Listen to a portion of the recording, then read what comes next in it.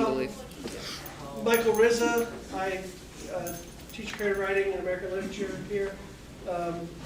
So I the honor of being moderator. So I know everybody's probably been introduced multiple times today, but some people may be new in the audience, so I'm going to read some bios for our panelists. So Ian Tregillis is the author of 7 critically acclaimed novels, including The Milkweed Triptych, Bitter Seeds, The Coldest War, Necessary Evil, Something More Than Night, and the Alchemy Wars trilogy, Mechanical, The Rising, and The Liberation. His novels have been translated into 9 languages and have routinely appeared on the Best of the Year's list.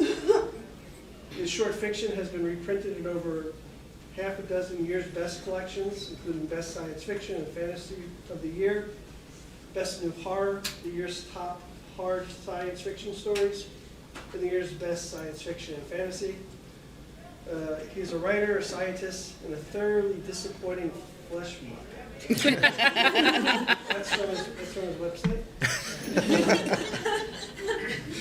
I'll leave someone in the audience to ask what that means.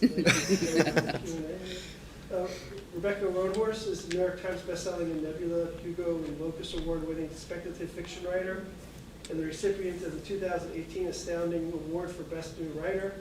Rebecca has published multiple award-winning short stories and 6 novels, including 2 in the 6 World Series, Star Wars Resistance Reborn, Race to the Sun for the Rick Riordan imprint, and 2 in the epic fantasy Between Earth and Sky trilogy, Black Sun and Fevered Star.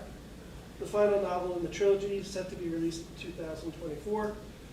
She has also written for Marvel Comics and for television, and had projects optioned for Amazon Studios, Netflix, and AMC Studios.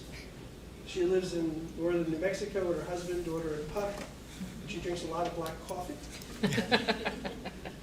Vivian Shaw wears too many earrings, and likes edged weapons and expensive ink. We're doing this bio.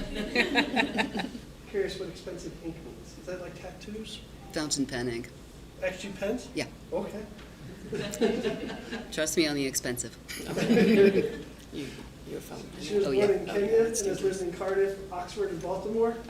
She has a BA in art history, an MFA in creative writing and publishing arts, and currently works as a professional freelance editor and proofreader.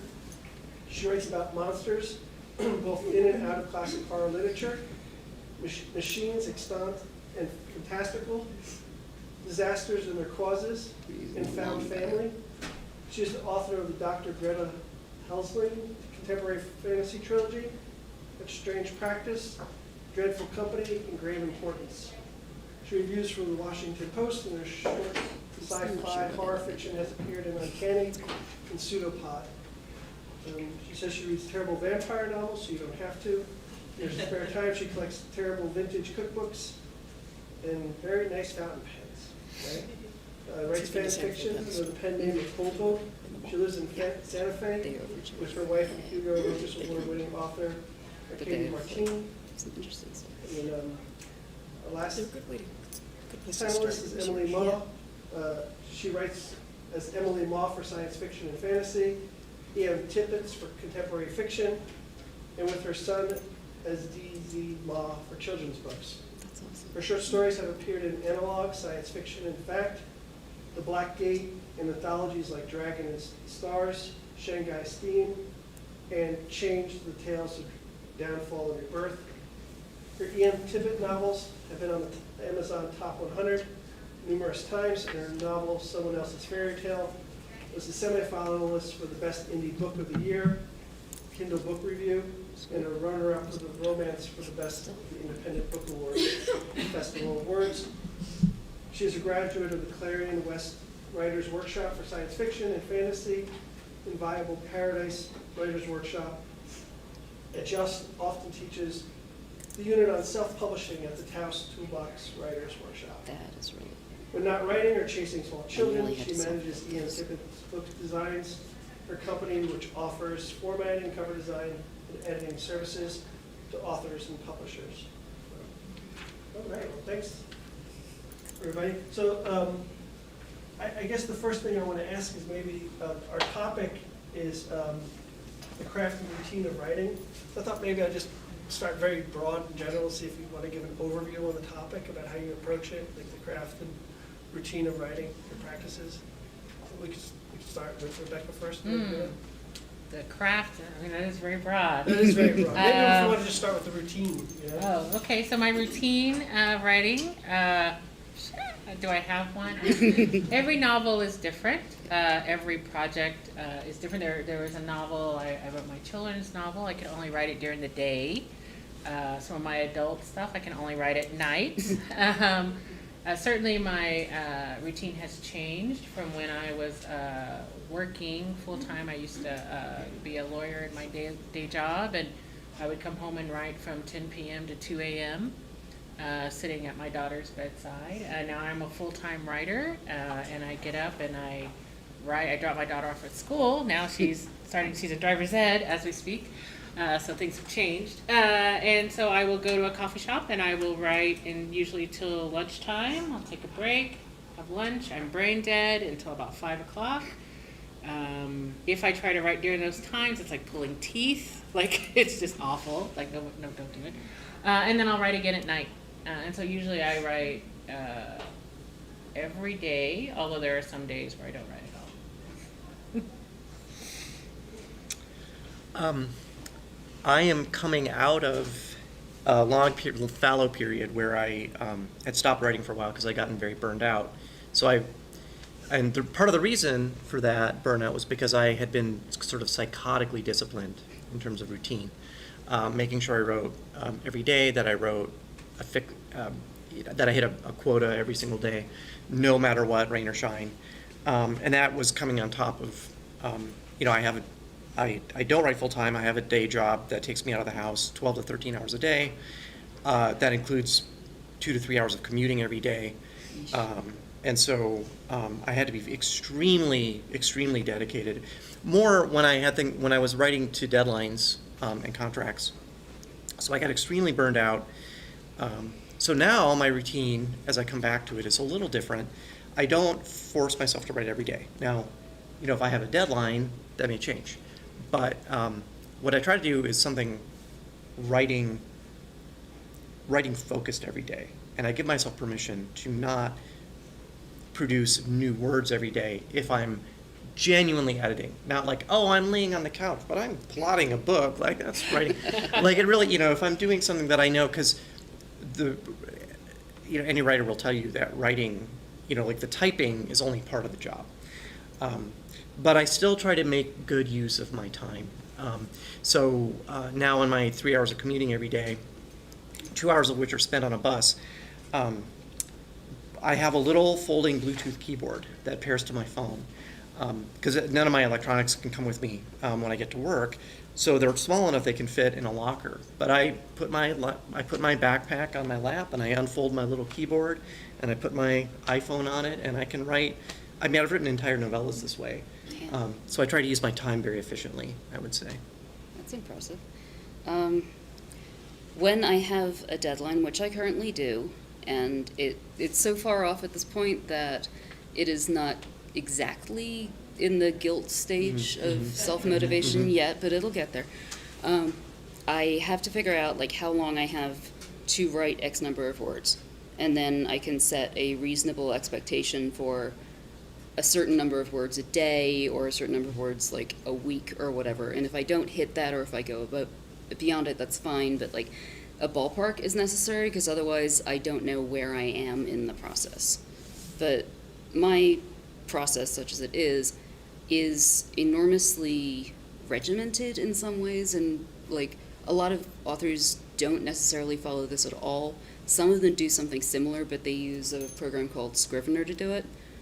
But I constantly have a running sequence of scenes down the left side of my screen in either Google Docs or Word, and each of those are a hot link to that part in the script, and that tells me where I am, what has happened, and if I need to go back to another scene, I just have to scroll up and click it, and there I am. So I don't have to scroll up and down 90 pages. And I also get so kind of inside my own head with research and writing things that I may not necessarily remember where I've put people at any given time. So I have a running spreadsheet of the day and the character. Like character, day. And that tells me where each of them are at any given time. This sounds so unbelievably anal. And I'm not the normal, like the kind of person who like draws out like schedules and colors each individual thing in a slightly different color of green. But this has worked for me, and it stopped me from screwing up, and it's also kept me on track and not had to realize that I was on track for about a 20,000 word novella when I was scheduled to finish a 90,000 word novel. That was bad. I have now figured out this method to avoid being in that position. So I've been doing this for a while. Not to overshare, but to be candid, I'm from a background where there was not a whole lot of support for my writing career. That was not what my Chinese father side of the family wanted for me, and so there's a lot of deals that you make. I got into Clarion West in my third year of law school, and since I'd done law school, that was my graduation present, was getting to go to Clarion West. Yeah. So I've always written in scraps of time. When I was married, there was not a ton of support for me writing during that time. My marriage broke up last year. So I think the moral of my story is that you may not have the kind of life where routines are going to happen for you. And you just got to figure out how to make that work.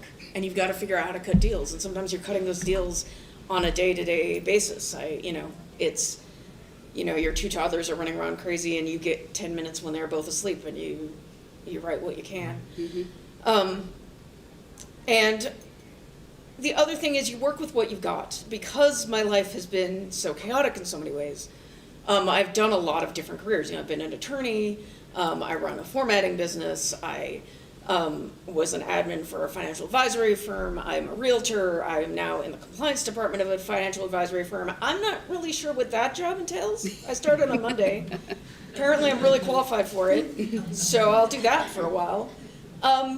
And you take the bits and pieces of what you can pull together in your life, and that's where the magic happens creatively. That's where you pull together to be able to write the stories that nobody else is going to write, because your life has been so different than what other people have experienced. You get good at plotting tightly because you don't have time. Yep. You don't have time for being able to go on and on. And so I guess what I'm trying to say is you don't need a routine in order to have a successful career. Mm-hmm. You find the tools that work for you. Yeah. Right. And they're going to change. Yeah, they do. And you'll find a set that Everything works, and then they'll break. Yeah. So, my next question is like, a lot of times when people write, they get false starts, or they start and they stop. Like, how do you know when it's right, when you got to keep going, and how do you know when to abandon a project? Like, do you begin with a sense of voice? Do you begin with a premise? Do you begin with a plot? Do you begin with a moment that you want to write to? Or like, how do you know when it's like you've got it? Like you have. A lot of people have to rely on voice. If they don't get the voice, they know they don't got it. Mm-hmm. A lot of people would say if they don't got the plot worked out, they don't got it, and they abandon it. So I was just curious about that generative moment. Oh gosh, I think again every project is different. I write IP, so in a case like that, IP means like intellectual property, like Star Wars or Marvel. So I'm not always writing my own story. I've been told generally what I need to write, and then I have to meet the sort of command, whatever. So there's that. For my own stuff, I do outline. Mm-hmm. So the idea has to hold together through an outline. If I can only get the first, of course the beginning is usually the easy part, right? Your first few chapters, it's exciting, it's new, especially if you can hit voice, like that's very cool. Much harder to find an ending to any story, and then the middle could just be the like cesspool of crap. So you really have to avoid that. So if you can, I mean, for me at least, I need to be able to outline the entire novel. I don't have to, like 80%. Like I don't have to know exactly how it ends, and I don't have to stick to it. It's not like I can't sort of like go my own separate way once I get started. But it has to be an idea that holds water. Short stories are a little more nebulous. I might start a short story just on voice alone. Just kind of, yeah, this is working. And then you get 2,000 words in and you're all, this wouldn't work at all, you know? And so often I will set that aside. And if it's been solicited, which means like someone asked me to write it, so I kind of have to go back to it because I agreed to write this, then I will go back and try to like, work my way through it. But often there will be a number of iterations before I get it right. So just because I wrote it one time this way doesn't mean that it's going to stay that way. I might have to scrap it, change voice, change point of view, kind of keep fiddling with it until it hits. And I don't know how you know that it hits, except that like it feels right. Yeah. I have to know the kind of riffing on that. I always have to know the beginning and the end before I start. And when I work on like a novel, I tend to think in acts. Yeah. So I need to know the beginning and end of the story, the beginning and end of each, how that breaks into acts, and then the beginning and end of those, and then maybe how those break into chapters, and how those begin and end. Which sounds super regimented, but outlines are very fluid. Yeah. And I attack trilogies the same way. But that's sort of necessary but not sufficient requirement. Often it is for me voice, but like Rebecca said, every project is different. Often it's sort of I think the magic moment for me is when I figure out the interface between the structure and the plot and the storytelling, like the voice and the plot and how the story is being told. When I get that, that's usually when it gels for me. For short fiction, it's almost always, it starts with an idea, like what if? And once I have the what if, then I sort of just jump in with both feet, which is interesting because I never used to write short fiction at all until I think it was 2018 I got published for the first time in Uncanny. And since then I was like, oh, I can do this now. I've never been able to do this before, but suddenly I can do this. Cool. So I've written a bunch of stories, only a few of which have ever seen the light of day, because they don't always work, or I realize like halfway through the amount of research I need to do to make this work is just untenable, and I don't know where to get the information. So that one just sort of sits on a shelf until I can figure out something to do with it. And then there are some that I've like redone year after year after year, and I cannot make it sit. Like the end just does not work.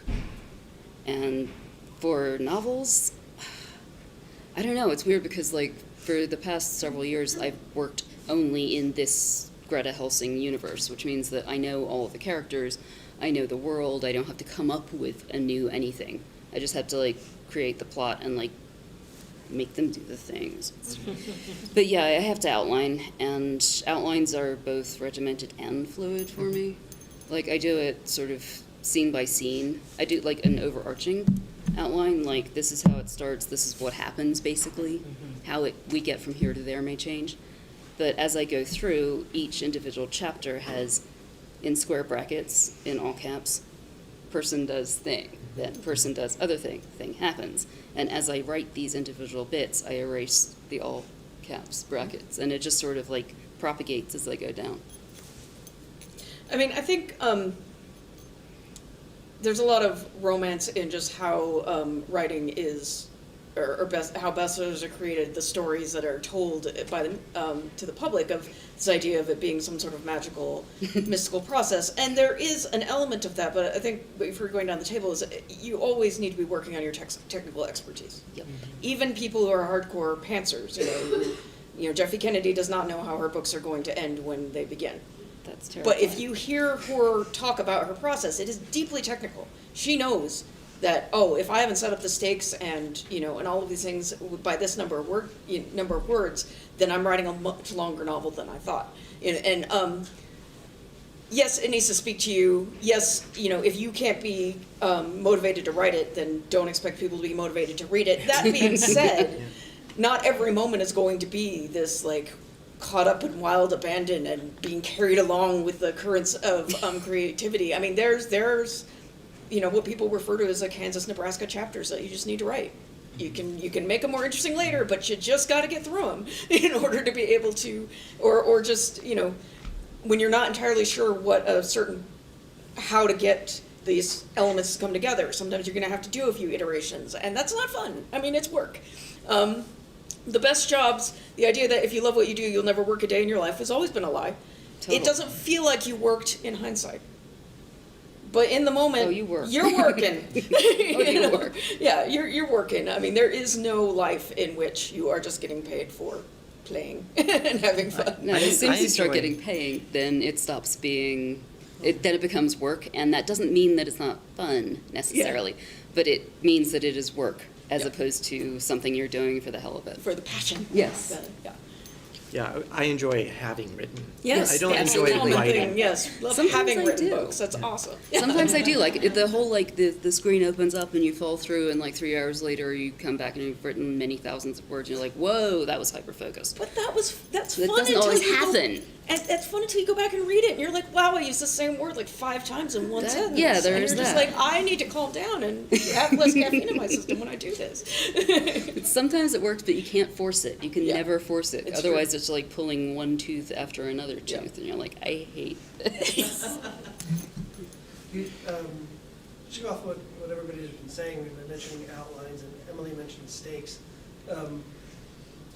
What are the component features that you think, for that outline? Like, where do the stakes have to occur? I mean, do you have like the sense where like I want a false reversal here, a false climax here, I want the stakes here, I want when you outline, do you think in terms of those plot movements? Well, Ian mentioned a 3-act structure. I follow Yeah. a 3-act structure. It's Yeah, not that What is the 3-act structure?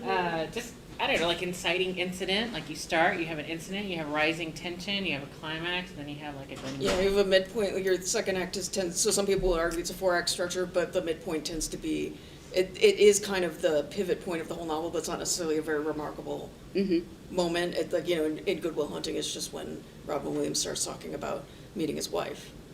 And that's a pivot point for the movie when you learn what is really going to matter at the end of the movie. But in the moment, it's not like, oh, this is an epiphanal. Yeah. And there are all kinds of different structures. There's all different ways to like write a novel. Like, that's part of craft, right? You need to go and like study craft. No, I don't think anyone sits down and goes, oh, I'm just a brilliant writer. It's kind of what you were saying. It's work, and like things go into this. That's why you teach a class on it, right? So you need to learn how to structure a novel. And in 3-act is one. I think that's the most common one in like Western writing. But like there's 5-act structure. Like I know a lot of K-dramas do this wonderful 4th act reversal thing where you're like, what the hell just happened? It's a great way to tell a story. So I think you decide on that. I wouldn't pants my structure. I would figure out how I'm going to structure my novel. Yeah, and then go from there. Yeah, I don't think about individual elements of, here I'm going to have a reversal. I ask myself, but I also obviously worked with 3-act structure. In fact, I like to use the OG Star Wars trilogy as my template, even in a single book. So you introduce a world, and then you Empire Strikes Back, where you screw up that world and you kick the heroes in the nuts, and then somehow someone survives at the end. But then once I have kind of the world and the people, there's a magical moment again where you have enough of it where you can ask, okay, who would have the most interesting problem that they can actually attempt to fix? And it's great if their attempted fix doesn't work, or it makes things worse, or they make bad choices, because humans make bad choices all the time, so that you get the unintended consequences. Well, that's just speaking from my own experience. So it's the sort of unintended consequences of people making very human decisions, which are not necessarily the best decisions for like an efficient plot, to get them where they need to go. Once you have enough of those kind of dominoes hitting each other, then you end up with, you automatically get a reversal. You automatically get a betrayal. You automatically get someone who's working against someone else. It just happens organically. It's magic. It's like the what if occurs throughout, and not just at the beginning. Yeah. Like my characters, this is my personality of my character, this is the situation, what if, and then you That's basically what writing is, as far as I can, or storytelling is. Like, the question, what if, which is sort of a version of this game that Stephen King writes about in the novel Misery. It's called Can You? And Can You is very simple. It's people sit in a circle. It's like a game kids play at camp. And they are given a scenario. Careless Corrigan, the hero, is in some kind of terrible peril. Like, he's in a plane and it's heading directly for the ground and he has no parachute, and you have to come up with a way for him to survive the next few minutes. And you come up with an idea and you say, and then fill in the blank, whatever happened, and then the people around the circle are like, did he? Yeah, I could believe that. And then if you were successful and everyone thought you did, it moves on to the next person in line. But that's what writing is. It's like, it's a series of can-yous and what-ifs. And you play it with yourself all the time, and then you play it with people who are helping you, like, work through issues with your stuff. And it, for me, I write, my structure is extremely basic. It is basically all the way chronologically. It starts and then it moves roughly in the same time as you would expect, like, actual time to pass. I will do flashbacks, I will do, like, out-of-time stunt writing, but mostly it is thing happened, thing happened, thing happened, that had to do with this, and this is only happening because this and this happened. But this means that I don't spend a lot of time thinking about structure, and I don't spend a lot of time thinking about, like, and now I'll have a reversal, or now I'll have, like, a crisis or something. That just happens organically because I'm telling the story, and the story has things that need to occur. And as I go along, I come up with ways to make those things occur, and I may not get it right the first time. But the best way that I found to unscrew something is to explain to the other person in the room why this is never going to work. Like, this is absolute crap, I will never get this to work, and I can't do this because of that. And no, I can't do that either because of this other thing. But, oh, what if I did this? And it just, for whatever reason, like, externalizing why you can't do the thing enables me to, like, figure out something I hadn't thought of until then. And I don't know, I kind of like that moment of weird synergy. So, I don't know, you see my jokey sweatshirt. My cousin got this. I guess her friend is named Octavia, and so they did Awesome. their community softball league, and they called themselves Octavia's Butlers. So, my first week at Clarion West, Octavia Butler was a teacher, and the first lesson she ever taught, she said, novels are about one thing. What's your novel about? And she just went around the circle. Mm-hmm. And it's kind of one of those lessons that has lived on in my memory, you know, and I learn new things about it as time goes on. And it was interesting. She's like, nope, yep, no. And she goes, no. Evie's a boy, who's now, you know, a National Book Award finalist. She's like, yeah, I think that would work. You know, it's like, so she nailed it. I mean, she got it. Nice. And so it's easy to get lost in the weeds of structure, but if you don't understand the one thing that your novel is about, then structure, no amount of structure is going to save you. Mm-hmm. And it's there's no simpler way to say what is a fairly complex process. I mean, one way you can sort of bootstrap your way into understanding what Octavia is talking about is understand the idea of a log line. Like, who is this about? What are the stakes? But it's not just a log line that she's talking about. Why are you writing the story? Why should anybody care? What is the one thing that keeps people turning the pages? What is the one thought that, from beginning to end, makes somebody recognize this as one unified story? What is the one thing? What is that everything pivots around? So that's one thing. The other thing is, we all instinctually, we've heard stories all our lives, we think in stories, we tell our own stories about, you know, why we did things and why the world works the way it does. Instinctually, there's a lot that we already understand about stories and are going to do instinctually. Becoming a writer means discovering the things that you don't understand instinctually, and then you kind of collect that as your toolbox. So another one that was always been particularly useful for me is, and this is from the creators of South Park, it said, all scenes, you know, you have your first scene, every scene after that is but or therefore. Mm-hmm. Your first scene, therefore your second scene. There should never be scene and then scene. Mm-hmm. That, you know, why you move from one scene to the next needs to be therefore, because of this, then this, or but that looked cool, but you know, this is not going to work. That kind of helped me, you know, and so for me that helped me with the connective tissue of scenes. For some people it's understanding reversals, understanding that the purpose of a scene is that reversal, that pivot point in the scene, and that you learn from watching movies you know, Mhm. yeah, things like that, you know. Reading And screenplays. yeah, I mean, everybody's got their things that they, you know, that you got. Usually getting to professionalism is figuring out the things that you don't instinctively have. And figuring out ways to sort of fill in the hole. Yeah. Yeah. Well, I would say, I'm going to disagree just a little bit about what your story's about. If you're a writer and you're struggling, I wouldn't let that stop you. I often don't know what my stories are about until I'm done with them. Like, Octavia would have hated me. You know, like, I'm just like, I have no idea what I'm writing. Like, and I don't think it's that I'm working on instinct, it's that I'm letting the story lead me. I'm never writing long fiction toward a theme. Me either. Or toward, No, something no. like that. I'm can't do engaged it. with characters, and I'm letting them live their lives, and I'm telling a story. And then hopefully by the end, my brain would have worked through whatever it is that I'm doing, and I'll be like, oh, that's what the story's about. Oh, I get it. This is what I was trying to work through. And look, there it is. Let me just figure that out, the ending there, so that it makes sense. But if you were to ask me, even now, if someone asked me, what's Black Sun about? I'm like, Things. I don't know. What do you think it's about? Because often, I think for authors, this is an interaction with readers, right? We're not just like, hopefully, good writing. You're not just like spitting out your story. You can't. Like, you have a reader. So it's a dialogue. So the reader brings their life and their experiences and their understanding to a work that you've created, and then they take what they want out of it, or they understand it. So hopefully you've created something that can dialogue with readers, and that they might get something out of it. I have people say, oh, this story's about this, and I'm like, I had no idea. Look at that. That's so cool. So anyway, I don't know. Just a note on that. I would You don't argue that always- you're instinctual.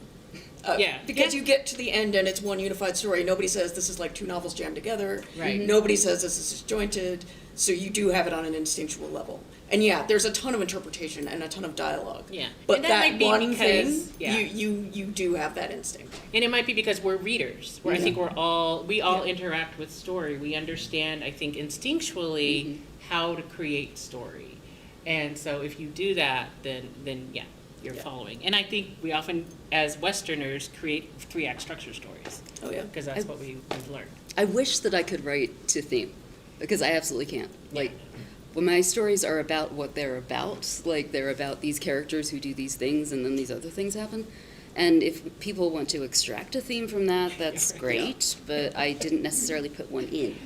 Like, you can sort of see after the fact that a lot of my stories have aspects of found family or like things working out in the end, even though things get really, really dark towards the end, but there is a happy ending eventually if you work for it. But I don't like set out to write a novel about that theme. I just write stories, which sometimes makes me feel like a really, I don't know, uneducated or incompetent writer because I'm not doing it sophisticatedly. This is largely because my wife is definitely a theme writer, and I sort of stand over here and go, dang. Yeah, that's alien to me, for sure. But a great way to get, I'm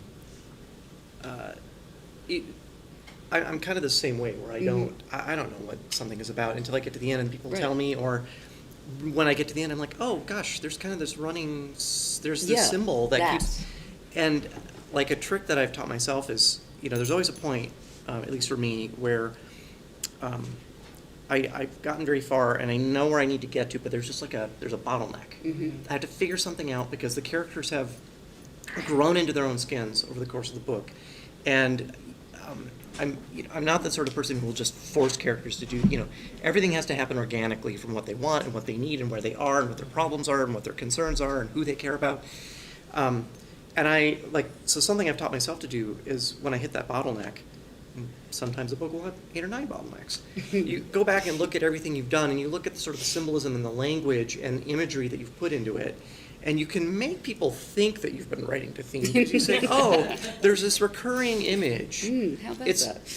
I don't know why my subconscious put that in there, but how can I use that to solve this problem? And then it gets integrated into the story, and then it kind of looks like you knew what you were doing all along. Hey, I like Well, that. like to give an example, Cheating. so to, Yes, to, cheating. to sort of tighten up on what Octavia's message was. Kindred, she said, was about a woman transported to the antebellum South where she must learn to survive. There's a ton of theme. I mean, there's so much else in that book, but what unites it as one story is that's what it's about. This is, she is put in this situation and must do the thing. Yep. And I think sometimes if we can't focus down on a very simple central concept of like seriously what makes this the story, the beginning and the end, that's where we're going to struggle. And no amount of structure, you can't take a sort of slice of life and try to jam it into structure and get a story out of it. Nope. And I think maybe, this idea of figuring out what your book is about after the fact, which I sort of prefer, is because writing is a process too. Yeah. Like you're saying, you can't, no structure is going to save you, but certainly after you've written the book, you can sort of reverse engineer your structure. Yeah. You can take structure and then apply it to this like stuff that you have to tighten it down. So never is your first draft's never always that whole thing. Your first draft's kind of crap, but you're going to go 5 drafts, 6 drafts, 10 drafts of something, and slowly it's going to sort of whittle down to the story that you're trying to tell.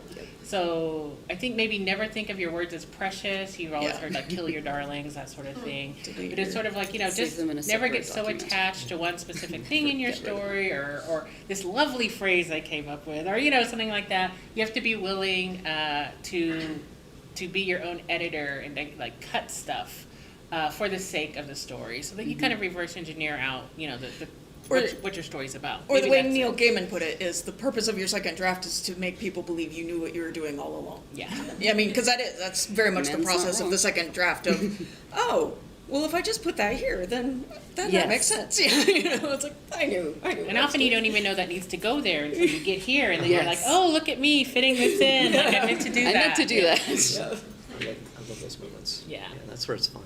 Yeah.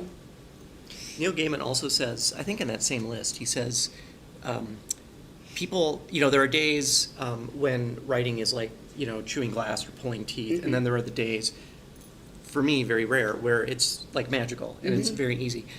But if you're doing your job right, at the end of the day, readers won't be able to tell what parts were written on the hard day and which parts were written on the easy day. Yep. And I cling to that hope.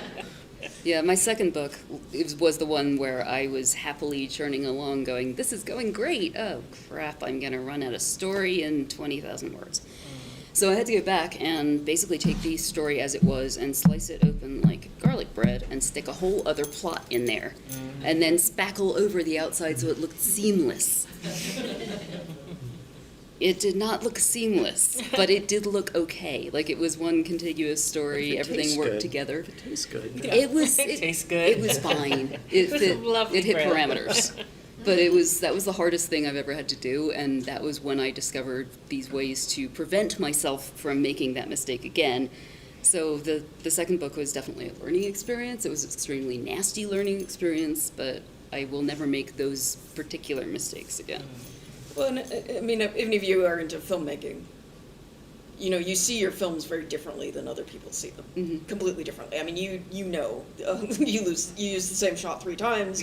That's just the same shot in reverse. All of these things, and writing to a certain extent is like that. I mean, you get old and senile enough that sometimes you read stuff and you're like, oh, this is actually pretty good, and I don't actually remember writing it. You do have moments like that, but for the most part, your twist endings are so freaking obvious because all the clues. You're never gonna have the same kind of distance that a reader has from it, and you're doing your best to engineer an experience from the back end that works the way you want from the front end. Yeah. So people are talking about like drafting, like multiple drafts. But how do you approach the revision? Because you're just saying like you treat it like garlic bread, right? Do you when you revise? Do you spot revise? Like I know I have to fix this chapter, or I know I have to add this ending, or I have to add a second parallel plot, or do you just put the thing in the drawer? How do you approach? Just try to start fresh. How do you approach your drafting process? There's do you no revise rules. as you go? No rules. Wait until all the way you're No done? rules. It has to do a lot with the kind of feedback that you've gotten, which is what's going to help you shape the way you revise. I'm an editor, so I spend a lot of time writing edit letters for other people, in which I give overarching structural and or basic this story works here and here it is not working because you're trying to do this and it's not quite hitting. How can we make that work? But that's on the 20,000 feet up stage, and then when it comes down to much more line edits, then I don't tell the author what to do. I'm like, I think this could work better if you leaned more on this thing than that other thing. But I'm not saying, like, unless it's like, this is grammatically incorrect, which I don't really do with my edit letters. But if I have to do that, then we have bigger problems. But no, the way in which I revise has to do a lot with what I've gotten back from my editors and what problems they've seen, what problems my beta readers have seen, what problems I have seen if I've put the thing in a drawer for like a month and not looked at it. And then if I see like these are like structural problems or these are like deep down plot issues, that's when I look at the whole thing and I'm like, okay, I need to change this. Where can I change this and how can I change this? But it starts from up here and it goes granular as you get further down. And there's different. I mean, it's almost like, you know, if you're a lot of writers compare revising to like woodworking, where you're running your hand over it. Is this smooth? Oh no, that's completely wrong. Or and there's different techniques, including taking the whole piece out and putting. And so and you know, to a certain extent, you need to do whatever it is that gets you actually making those changes. Like and that means sometimes like I need to redraft. I need to redraft the entire first chapter, and sometimes that fails. But because you force yourself to try to redraft, you're like, no, this was actually pretty good. Okay, now I'm going to go back and start tinkering with it. But you're pulling out your different tools, and you're working with wood with unexpected grains and knots and things in it, and you need to figure out how to make it look the way you want it to look, or to work with what's there to do something that's, you know, that's nevertheless going to function the way you need it to function, but is not gashed through, is not got rough spots, is not, you know. It's not one giant splinter. You do multiple passes through. A lot of people do. Yeah. Yeah. So I'll write a chapter, and then the next day when I'm going to write or whatever, I'll reread what I wrote, and I might make small edits, and then go on to like the next new thing. So you're sort of building on it. But the danger, of course, is you don't want to get to like, you know, midway and be like, oh no, I need to go back and fix everything here, and then you never finish. Yeah. So I think that's the danger, especially with like new writers, is you get too obsessed with making the first half perfect or something, and really whittling, and it's so great, but you haven't finished. So did you really whittle the right things? You don't even know yet because you didn't finish. So I think the goal has to be to finish, and then you do your edit. And often, if I'm 3/4 of the way through and I realize, you know what, I need to change chapter 2 because like I did this, then I'll just put a pin in it, as I say, in chapter 2. I know I need to go back and fix it, but I'm not going to do it right now. I'm going to finish. Yes. And then I'm going to go back and fix it. Right. And then you have the whole process. You have an editor who has the 20,000, 30,000 foot view or whatever, who can like then tell you the things that you missed, because you will miss things, you will not see things. And they bring a fresh perspective, and they can be like, did you think of this?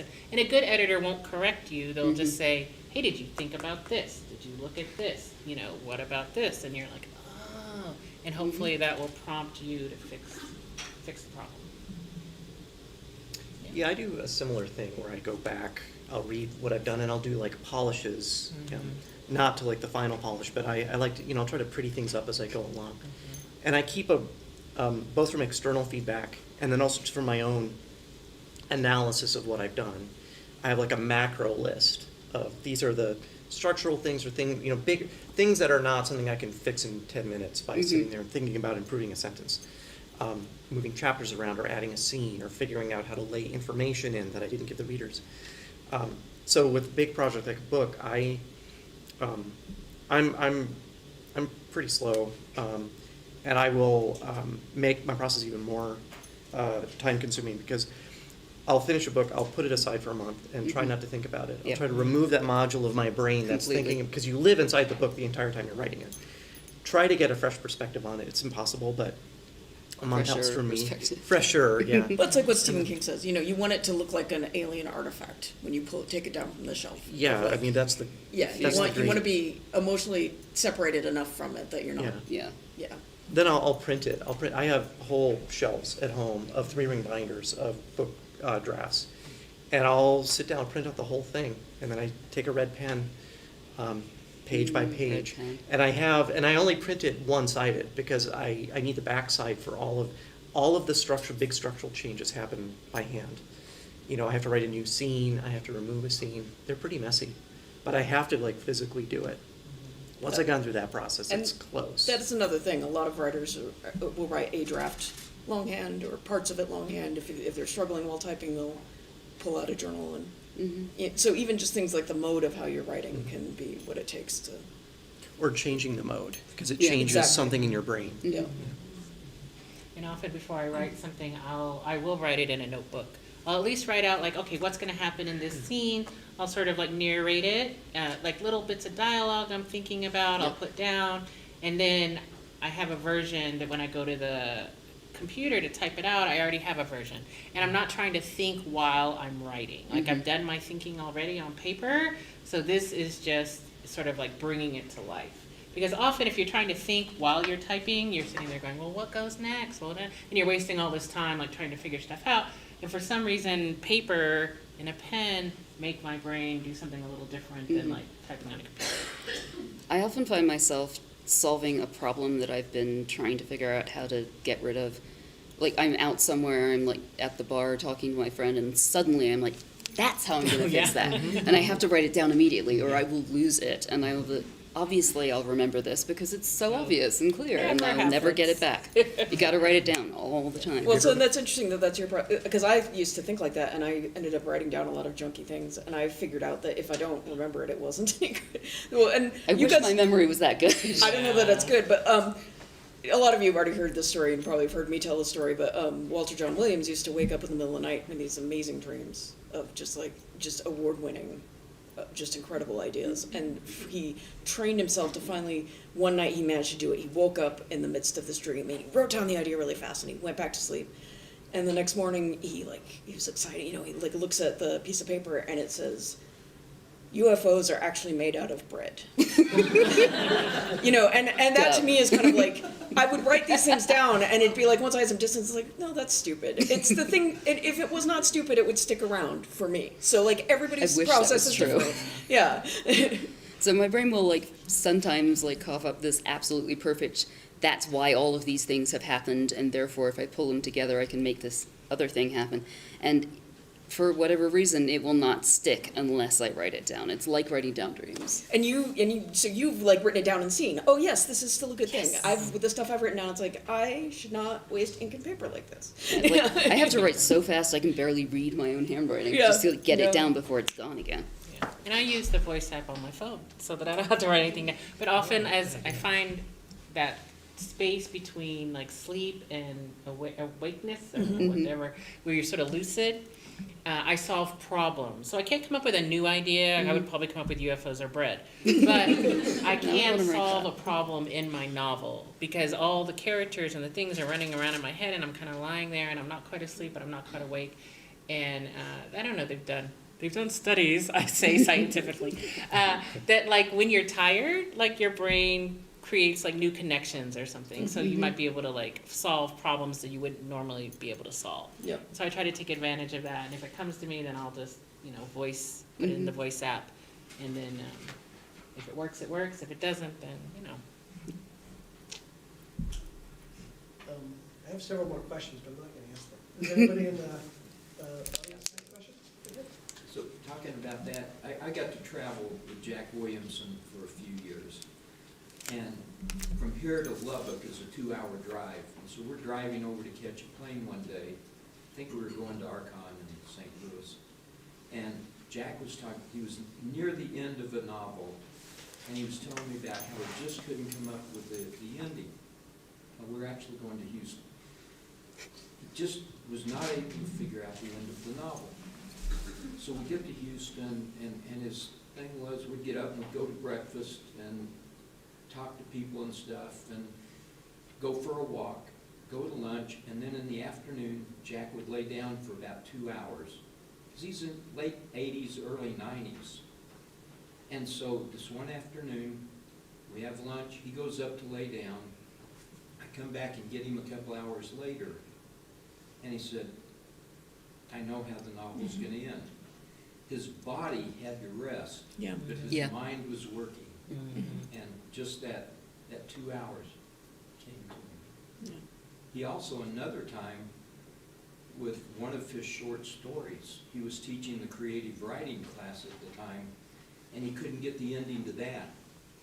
Okay, this is a guy who's in his late 80s, early 90s. And he was kinda good. Published for decades. He was pretty good at, the writing He's thing. teaching a creative writing class where people had to write and turn stuff in. He brings his short story to the class and turns it in and said, I need help with this. That was very Jack. Got some ideas, Mhm. finished it, and won an award with that story. And got sued by a student. No. Do you have other questions?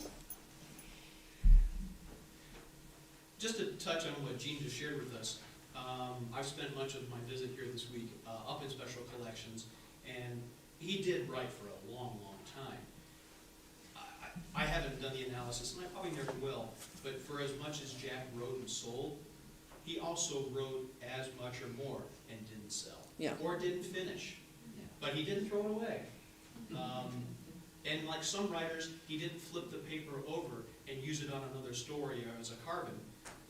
Special Collections is full of these Williamson manuscripts that were never sold or never finished, and I'm glad they're there. Well, and there's one of the genre and literature have a sort of a family feud going on at all times, and one of the difference of opinion is a lot of literary fiction authors would argue that great writers really only write sort of about six books in their whole career, and it takes years and years and years. In genre, you're just writing and writing and writing and writing. Honestly, though, if you look back on the greats, it's like that. They had a bunch of things that never sold, or things that sold that we don't remember because they weren't very good. So I obviously very much come down on the side of genre. Of you're not going to use up all of your good ideas. You're only going to get better at the thing you keep doing and doing and doing. So I understand you guys all kind of have like this interdisciplinary aspect of living multiple different lives within one lifetime. How does that affect your creative writing process, if it does at all? So like research, or putting yourself maybe in characters, or being able to talk about subjects, knowing that you have that knowledge. Well, so I'll just say two things. One saying is get a life, not an MFA.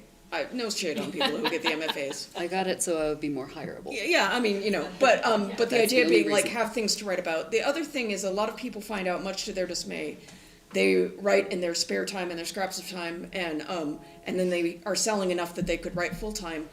They're very dismayed to find they don't actually write a whole lot more than that. Writing exercises a different part of your brain that your day job may not exercise. Mm-hmm. You may be going at full capacity even while you're doing something else.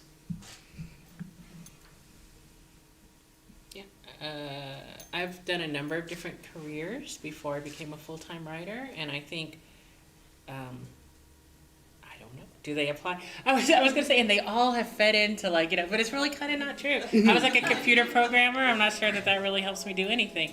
I was a lawyer. Who cares? But you lived on the res. I mean, you lived. Oh yeah, and that's like things life that. experience, though. Yeah. So I mean, yes, get a life. I don't know. I'm not going to make a comment about the MFA, but I would say the more experience you have, the more people you've met, the more places you've been, you can draw from all of that. And there are certainly authors who are geniuses out of the box, for some. But writing is about, for me at least, it's about the emotional experience. It's about humanity. It's about relationship. So the more that you experience that, I think the more tools are in your toolbox that you can create from, or even questions to ask. Because often, for me, it's I don't really even understand relationship with other people. Not that I'm a psychopath, but I was trying to figure out what does that mean? What does that look like? So that's my way to explore that. Is through fiction, is look at these different kinds of relationships, like sibling relationships, romantic relationships, community, individual. What are all these things that I'm interested in? How can I explore them? And certainly those questions come to me because of the life experience I've had, and because of the things that I've done and the places I've worked and all of that sort of stuff. So it all helps. I think the most important thing I've learned that has fed into my ability as a writer is to never stop learning, ever. Yeah. If you're interested in a thing at all, look it up, find out as much as you possibly can about it. There's no reason you have to actually go to school for a thing in order to learn that thing. Now that we have the internet, none of us have to spend our time going through interlibrary loan or walking through the card catalog. You can just look things up, and it's magic, and you have all of this information at your fingertips. So why not keep learning? And the more you learn and the more you read, the better you will be as a writer, because you will have that much more in your toolbox. I don't know that my other life, in my career has helped my writing as much as learning the craft of creative writing has made me much better at my job. In my day job, I'm a scientist, so there's a lot of writing, there's report writing, there's journal article writing, and just communication, not just with people outside my field, but with my peers. And I am a much better communicator than I would be if I had not tried to learn the craft of writing. And you work with aliens. Sorry, Well, he works in Los Alamos. I'm from Los Alamos. You're aliens. Effectively, yeah. Aliens who are Radioactive not aliens. good at communicating because scientists are trained, and I include myself in this, we're trained for a certain kind of thinking, but we're not always trained in how to communicate that thinking and what we've learned, even to each other. And I think I'm much better at my job because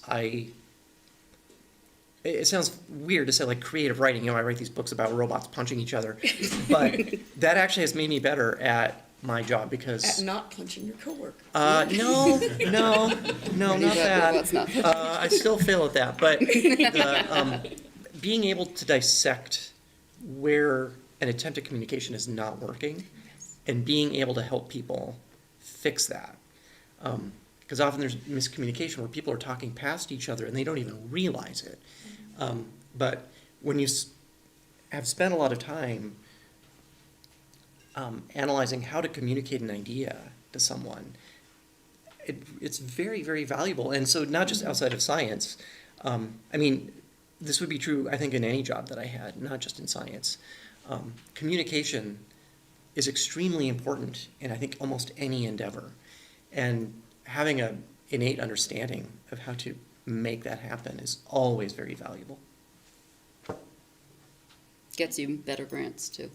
Yeah, you know what? I suck at writing grant proposals. I used That's to 'cause you edit don't- grant proposals. I don't for recognize that those years. are also science fiction. Well, my dissertation is science fiction. My first published science fiction is my dissertation, for sure. Anybody else have a question?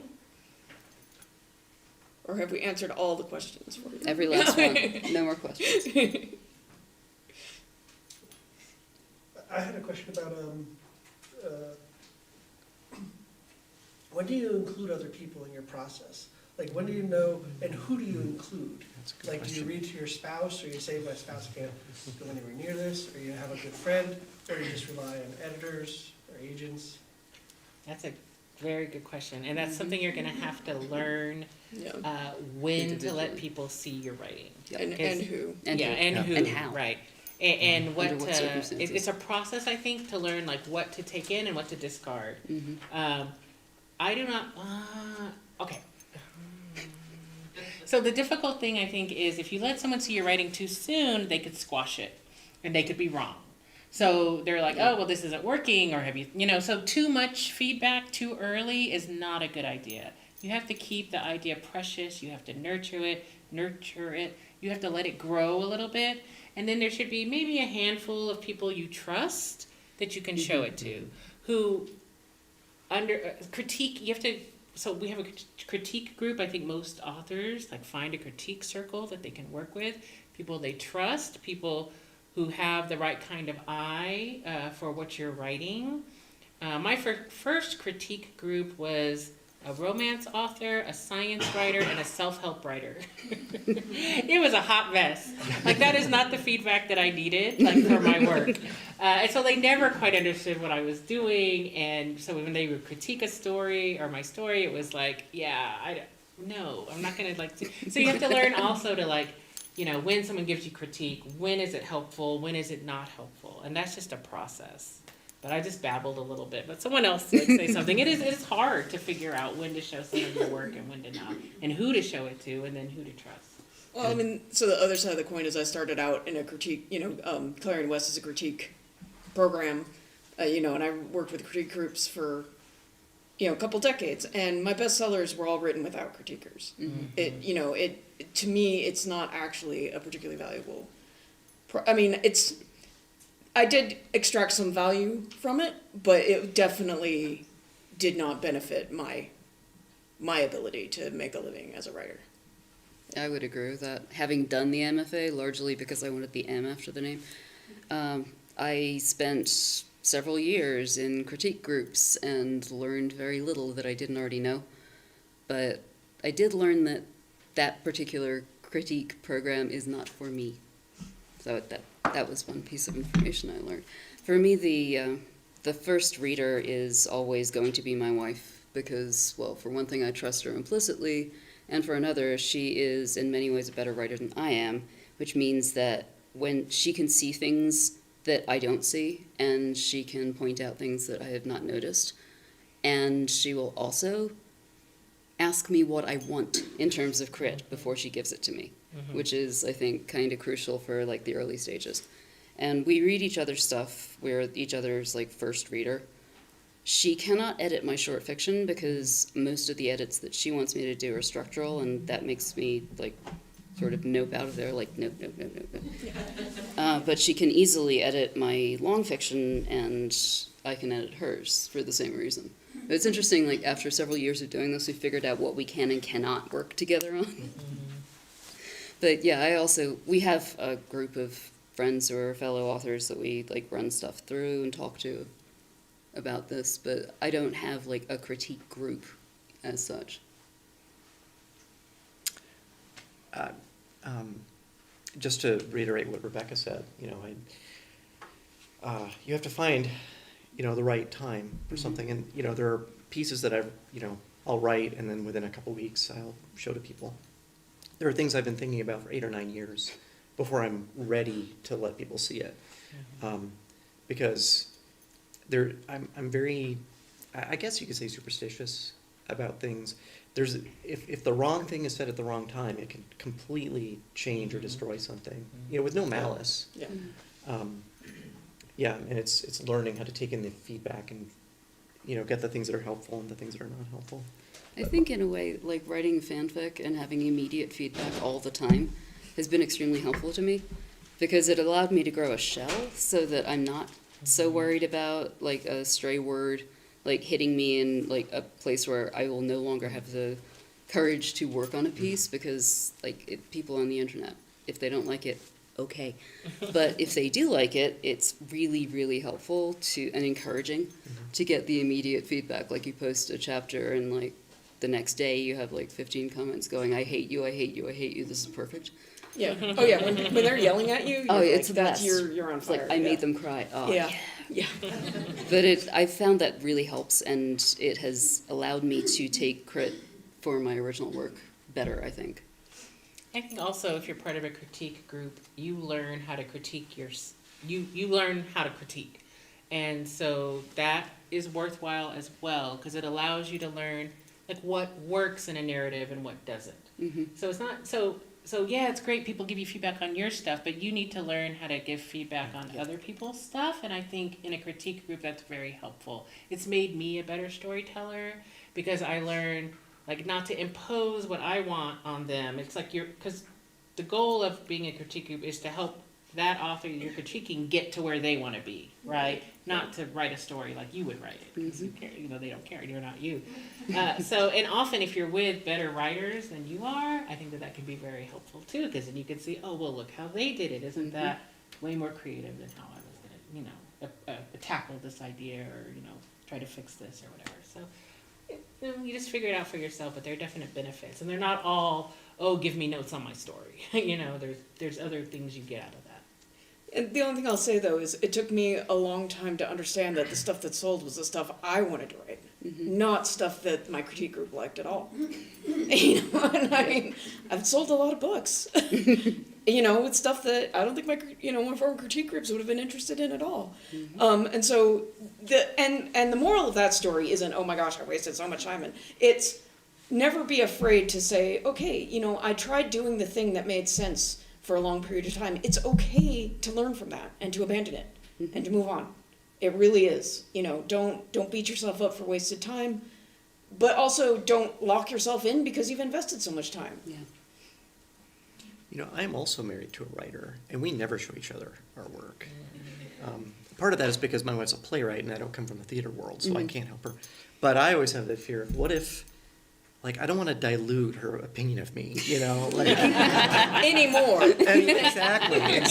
Like, it's a slow erosion every day anyway, so that's interesting. Well, we met each other actually in the comments of a Star Wars fic that I was writing. That's how I met my wife. That's great. Seriously. That's a story. It Yeah, is a that's story. great. It's completely, it's so, like, I wouldn't actually put it in a story because it's so fictional. But no, it's true. It's like we knew each other sort of on the internet, but we actually fell in love throughout the comments of a fic series that I was writing on AO3. And we basically never stopped writing to each other, ever. Whether we're telling stories or, like, describing our day, we're just constantly, like, talking to each other. I'm aware that I am unusual in this fashion and that I'm incredibly lucky. But that is a thing that I've sort of come to rely on. So. So, I think we're out of time, so that was a Yeah. great.